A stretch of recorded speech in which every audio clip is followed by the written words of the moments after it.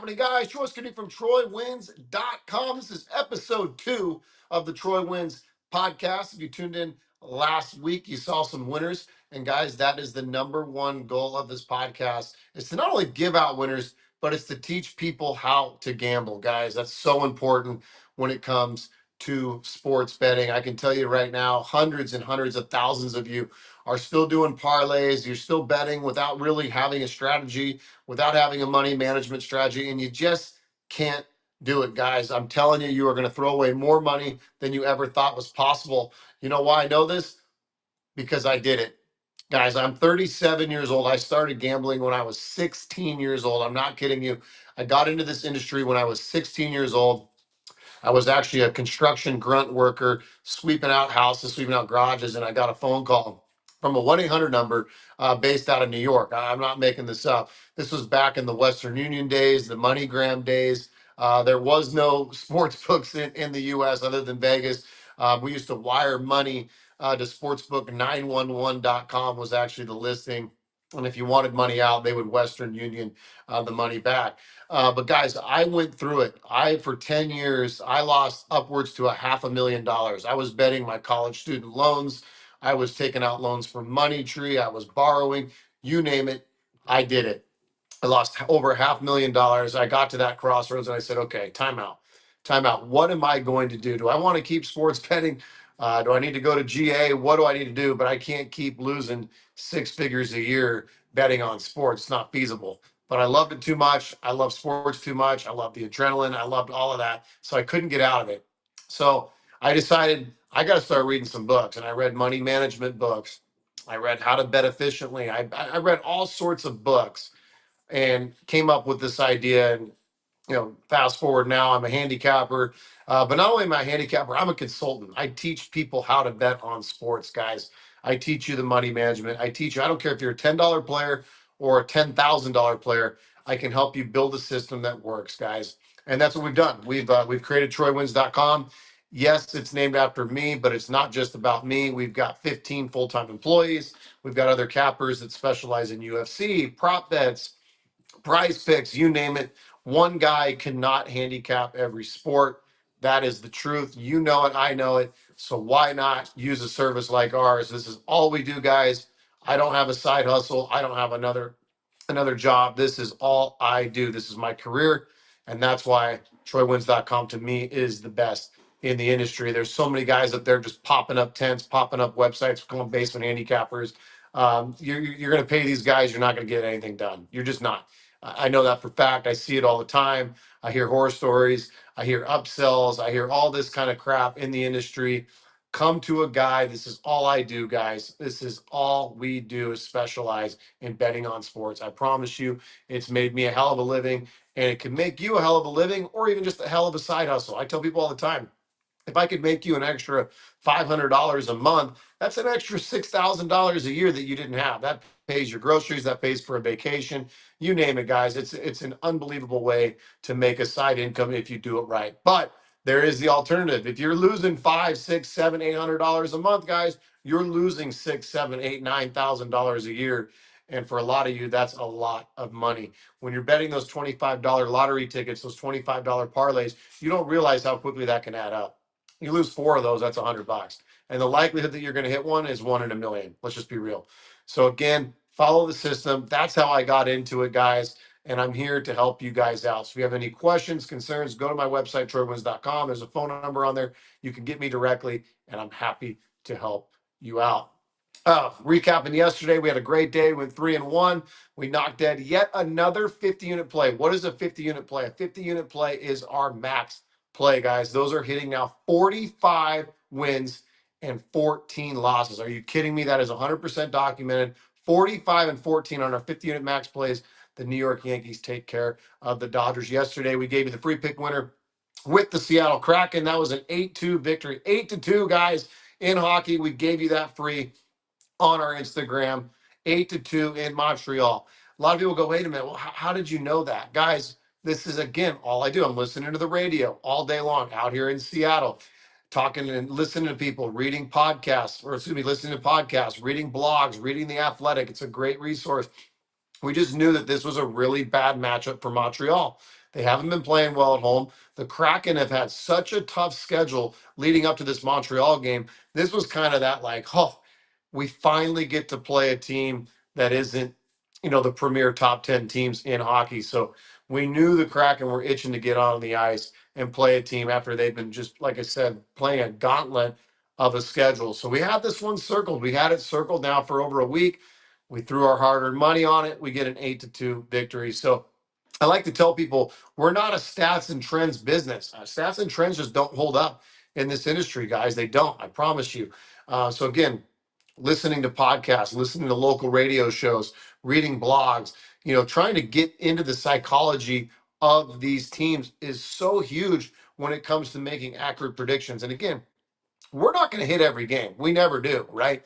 Our goal is to hit a hell of a lot more than we lose. And not just that, our goal is to hit on the unit side of things. So when you hear those 50 unit plays and that record, guys, those are our max plays. I rate everything from 15 to 50, right? Some guys may play $10 a unit. Some guys may play $1,000 a unit. So a $10 guy that's playing a 50 unit play, that's a $500 play for him. Maybe you play $1 a unit. If you play $1 a unit, that's a $50 bet for you. So you choose the bankroll. We rate everything 15 to 50. And I promise you guys, ever since we put that system into place, we have never, and I mean never, had a losing year. We've had losing months, we've had losing weeks. We've never had a losing year at TroyWins.com. I promise you, I would not be able to keep the lights up at my beautiful house. Wouldn't be living the lifestyle I get to live. If you go to my Instagram, it's Troy West, you can see the lifestyle I get to live. That is from sports gambling. And I started out just like each and every one of you, a broke joke, guys. I was a broke dick.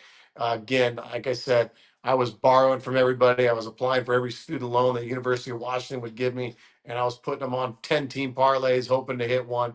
It is not a sustainable system, guys. I promise you. Absolutely promise you that. So again, looking a week ahead, we got some great college football games. I'm looking forward to that Georgia-Florida game. Georgia right now minus 16 and a half. Can they keep this momentum up? Florida's looked better. Billy Napier, ever since he was told he's on the hot seat, has looked a lot better. But again, this is a Georgia team that's starting to click at the right time. I think they're the best team in college football. So give me Georgia minus 16 and a half in that one. I like that a lot. But looking into Sunday, there's some great games on Sunday. I got two circled that I love. I just listened to Joe Burrow. They're 3-5 Bengals, -7 at home against the Las Vegas Raiders. This Raider team, I get it. They competed against the Chiefs, but they are done. They're at that point where I think Antonio Pierce is ready to be gone. Gardner Minshew's been up and down, very inconsistent.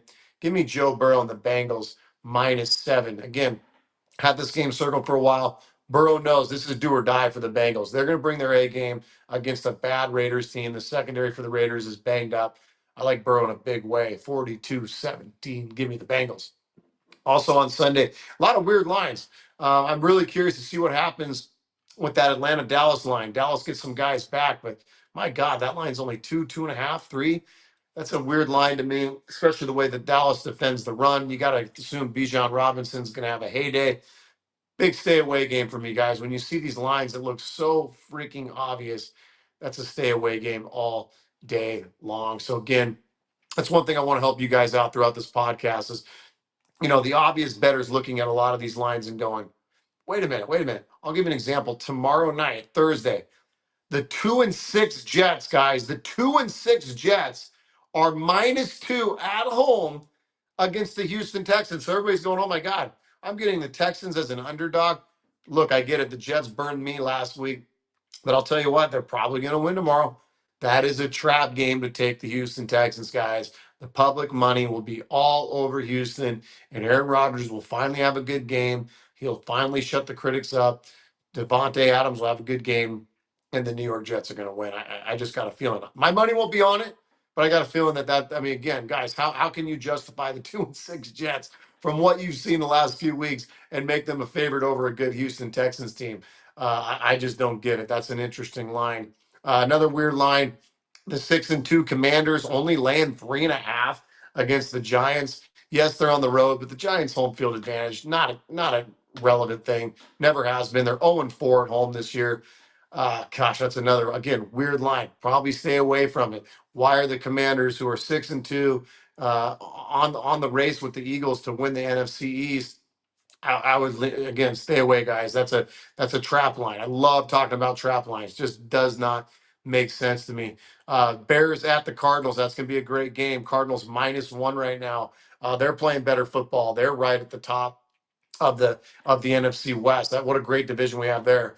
Rams favored at the Seahawks. That's an interesting one. 3-4 Rams are favored at the Seahawks. Why? Oh, why? Oh, why? Gosh, I don't know. I would assume DK Metcalf's not going to play. Once again, they looked horrendous without him last week. The Rams are clicking. Boy, Kyron Williams, Puka, Cup, Stafford. That's the probably the second best offense in football, guys, besides the Detroit Lions. Probably another stay away game. The total's 48.5. I'd probably look for that to go over. That's probably a higher scoring game. But again, if DK Metcalf doesn't play, which the line's telling you he's not, that's an interesting one. Minnesota -5.5. Sunday Night Football at home against the Colts.